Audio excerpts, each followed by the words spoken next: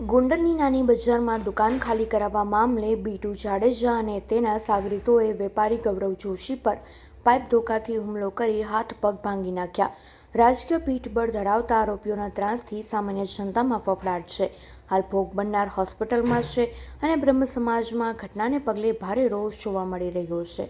તેને લઈને સાપર વેરાવળ ઇન્ડસ્ટ્રીઝ ઉપર કેટલી ઇફેક્ટ જોવા મળી રહી છે?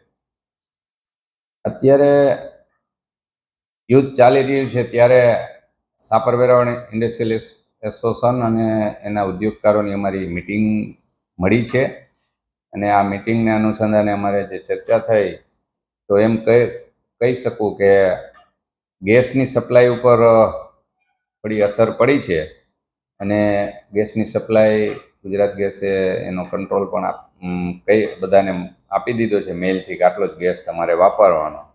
એટલે ગેસનો વપરાશ બહુ મોટા પ્રમાણમાં છે સાપરમાં અને એના માટે ઉત્પાદન ઉપર એની અસર પડશે એવું થોડું લાગી રહ્યું છે. હાલ સાપર વેરાવળમાં ઘણી બધી ઇન્ડસ્ટ્રી ઇમ્પોર્ટ એક્સપોર્ટ કરી રહી છે, તેની યુદ્ધની સ્થિતિમાં હાલ શું કહેશો? સાપર વેરાવળ ઇન્ડસ્ટ્રીયલની વાત તો બરોબર છે, પણ આખા ગુજરાત અને ભારતમાં પણ થોડી નાના મોટી યુદ્ધની અસર હોય ત્યારે એક્સપોર્ટ કરતા હોય ને ઇમ્પોર્ટ કરતા હોય તો એના માટે ભાડા અને દરિયાઈ વાહનથી જે કંઈ હોય એના ખૂબ જ કન્ટેનરના ભાડા પણ વધી ગયા હોય એટલે એ મોંઘું પણ થતું હોય. ઘણી જગ્યાએ શિપ પણ આવી ન શકતી હોય, ત્યાંથી ટ્રાન્ઝિટ ન થઈ શકતી હોય એટલે લેટ થાય, ભાડા વધી જાય. એક્સપોર્ટમાં પણ આ જ સ્થિતિ થાય અને થોડી અસર એની અત્યારે જણાય છે.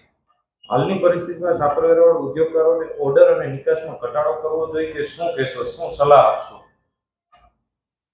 ઓર્ડર અને નિકાસમાં ઘટાડો તો ન કરવો જોઈએ. ઘટાડો તો મને લાગે છે આપોઆપ થઈ જશે, પણ વિશેષ કહું તો આમાંથી કોઈએ કંઈ એવું કોઈ ડર રાખવાની જરૂર નથી. આ પરિસ્થિતિ લાંબો ટાઈમ નહીં ચાલે. આપણા દેશના આદરણીય પ્રધાનમંત્રી નરેન્દ્રભાઈ મોદી ખૂબ આની પાછળ ચિંતા કરે છે અને અન્ય દેશો સાથે વાટાઘાટો પણ કરે છે અને શાંતિનો સંદેશો પણ આપે છે.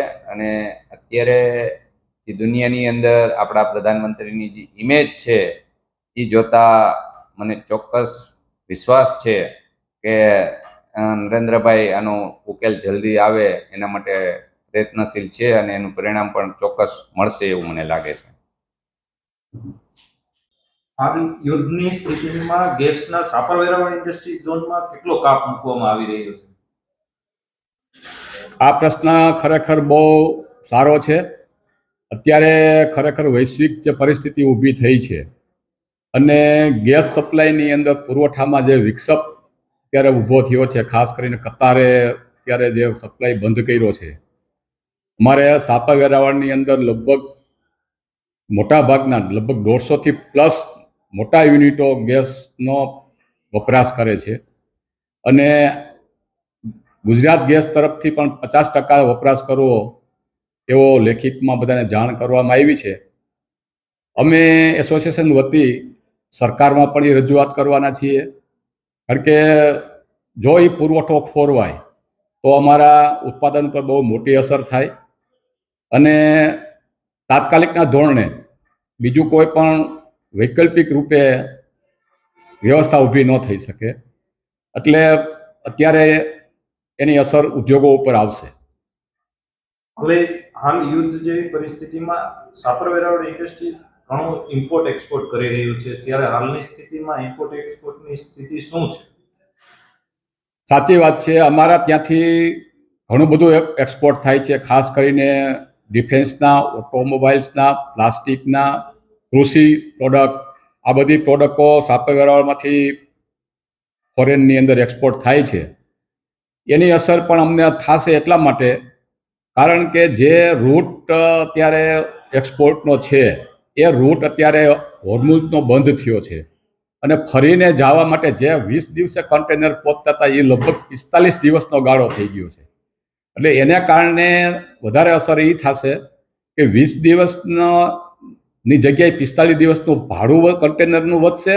એની સામે જે 20 દિવસે જે સાયકલ કન્ટેનરની ફરતી હતી 45 દિવસે ફરશે, એટલે કન્ટેનરની શોર્ટેજ ઊભી થશે એટલે એક્સપોર્ટ ઉપર પણ એની મોટી અસર થશે.